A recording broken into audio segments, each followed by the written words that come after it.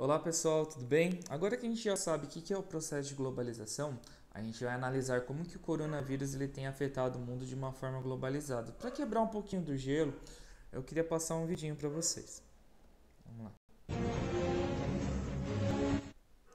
Deixa eu voltar aqui.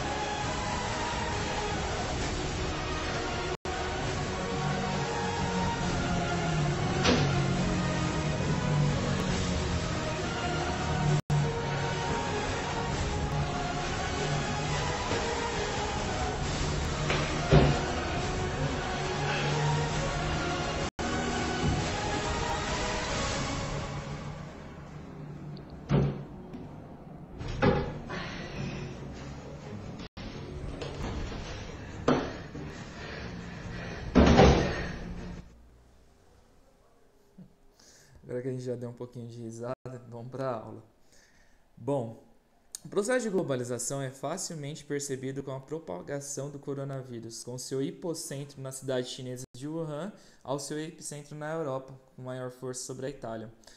Então, o que seria isso? Hipo geralmente ele vai ser o início, tá? E o epi geralmente ele vai ser a parte do final. Então, o hipocentro ele vai ser o início dessa propagação do coronavírus. Então, a gente sabe que o coronavírus ele se iniciou na cidade chinesa de Wuhan. Atualmente, onde que tem se manifestado com maior intensidade, no caso que é o epicentro, é no continente europeu, com ênfase na Itália. Então, a Itália atualmente é o país que tem mais se afetado por conta desse processo global que é denominado como coronavírus. Prosseguindo. O vírus mais letal até hoje foi a peste negra. A peste negra ela aconteceu na transição do feudalismo para a fase urbana. Então, mais ou menos lá por volta do ano de 1700, a Idade Moderna. Então, a peste negra ela acabou matando 200 milhões de habitantes, que era a pulga do rato, por conta do lixo que havia na Europa. Essa pulga acabou espalhando a peste negra e matando 200 milhões. A gente pode dar o exemplo também do ebola no continente africano, que até hoje assola, mata milhares de pessoas no continente africano. Só que tanto o ebola quanto a peste negra eles são fenômenos locais, não tem se espalhado para o mundo. Então a peste negra ela não se espalhou pelos outros continentes, então são fenômenos locais. Diferente do que é o coronavírus, que tem se espalhado pelo mundo, começando em Wuhan, na China, e atualmente chegando até aqui ao Brasil, infelizmente. Então o coronavírus ele tem se espalhado, ou seja, tem se tornado um fenômeno global, fenômeno globalizado. Enquanto outras epidemias alcançaram apenas focos locais, o coronavírus rapidamente se tornou uma pandemia por ser um fenômeno globalizado. Então aqui um mapinha de como o coronavírus tem afetado o mundo, o número de infectados, e com certeza esse número ele já está ultrapassado, porque a fonte é de 31 de janeiro. Hoje a situação está bem pior. Prosseguindo.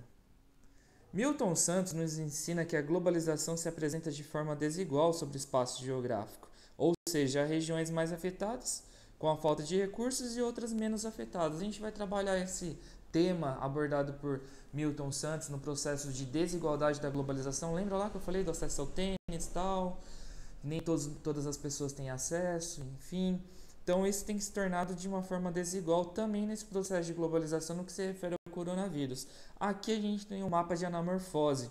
Então é claro que aonde que está mais distorcido aqui em rosa é o continente asiático, que foi mais afetado, e atualmente o continente europeu, aqui demonstrado em roxo, tem crescido, tem se elevado por conta que é o epicentro da doença agora, do vírus. Outra contribuição de Milton Santos se refere aos recursos tecnológicos. Milton Santos ele vai denominar os recursos tecnológicos de cada país, ou a fase que cada país ele vai passando, vai se alternando, vai mudando o processo de tecnologia. Milton Santos ele vai classificar esse processo em 3 períodos: meio natural, meio técnico e meio técnico científico informacional. Então, por exemplo, o Brasil ele passou de um meio natural, onde que as pessoas trabalhavam com a pá, com a enxada, um trabalho arcaico, trabalho ali tipo de subsistência para o autoconsumo, plantar para comer, então algo bem simples. O Brasil ele passou depois para o meio técnico, onde houve o processo de industrialização lá por volta do ano de 1930, e atualmente nós vivemos no meio técnico científico informacional, onde que os fluxos virtuais eles determinam o processo industrial.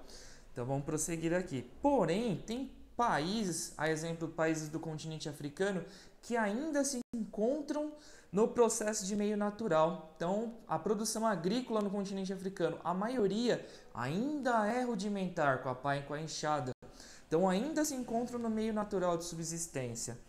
Entretanto, países como o Japão, é o suprassumo, é o alvo, é o stonks mais elevado do mundo no que se refere à tecnologia, o Japão, ele se encontra no ápice da revolução técnico-científica informacional, ou seja, exportando tecnologia para o mundo todo e tecnologia extremamente qualificada, Estados Unidos e Japão.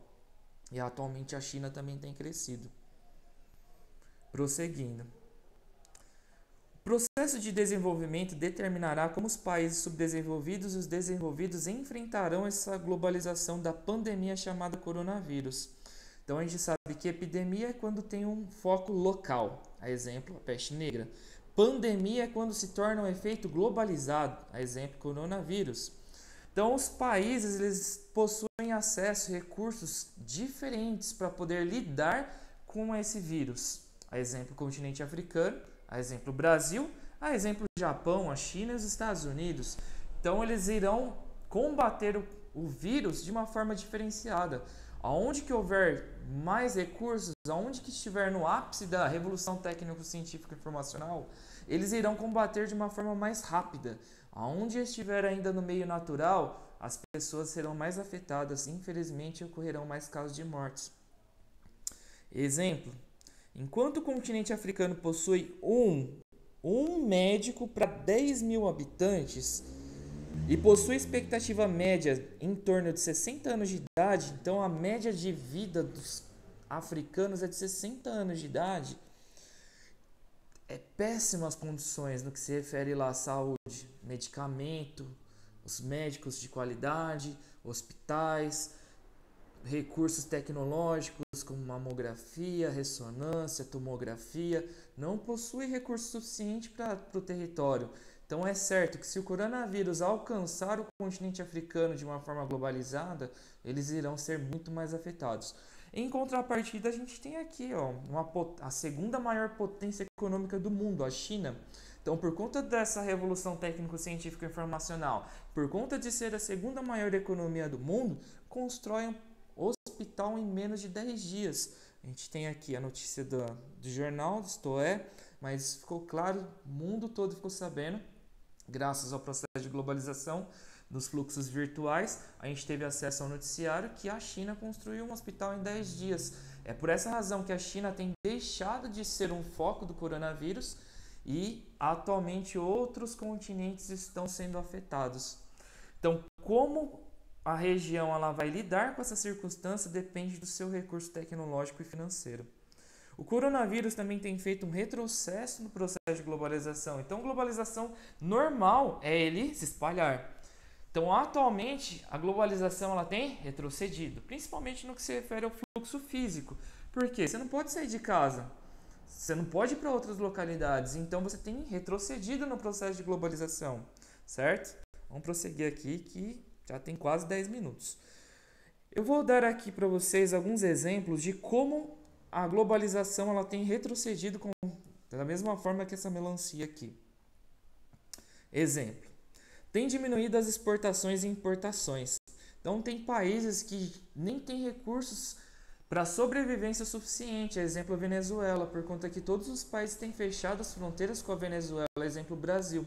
Então, recursos de sobrevivência, alguns países que estão sendo afetados com o coronavírus já não possuem esses recursos suficientes, por conta que o país tem fechado suas fronteiras.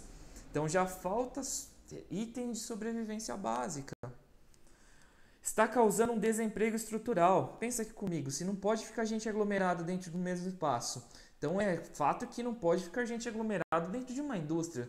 Então, se a indústria ela tem que liberar os seus funcionários, não tem produção. Se não tem produção, não tem recurso financeiro. Se não tem recurso financeiro, não tem dinheiro para poder pagar os trabalhadores. Então, de certa forma, tem causado um desemprego estrutural. A estrutura do coronavírus tem causado um caos para várias famílias que estão perdendo seu emprego.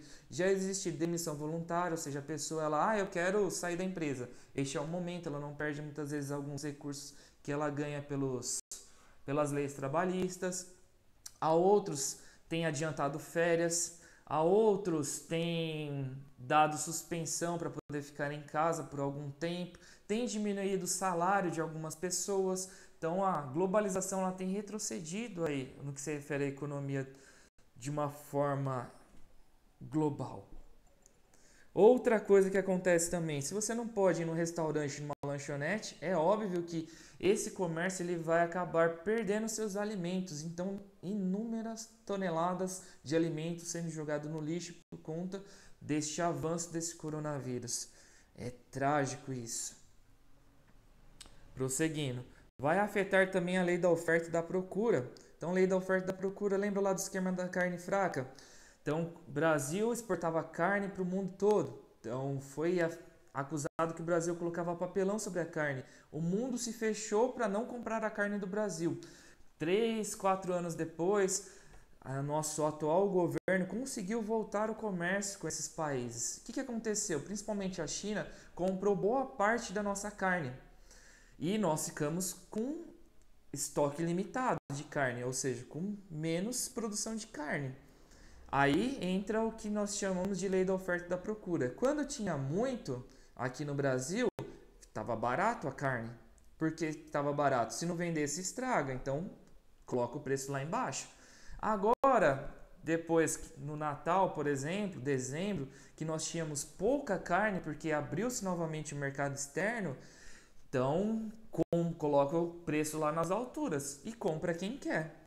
Para que a pessoa ela possa ter a mesma margem de lucro ou ainda uma margem de lucro ainda maior, e se tem pouco, só vai comprar quem tem realmente recurso financeiro para isso. Então isso se chama lei da oferta e da procura. Se tem muito, joga o preço lá embaixo. Se tem pouco, joga o preço lá em cima e compra quem quer. Compra quem pode, na verdade. Não há um consenso científico, mas tem algumas pessoas que dizem que o coronavírus ele se espalha com mais facilidade nas temperaturas mais baixas.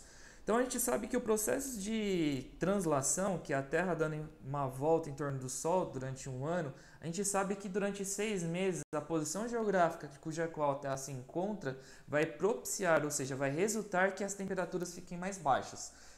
Isso tem acontecido no hemisfério norte nesse atual momento. O que vai acontecer no próximo semestre?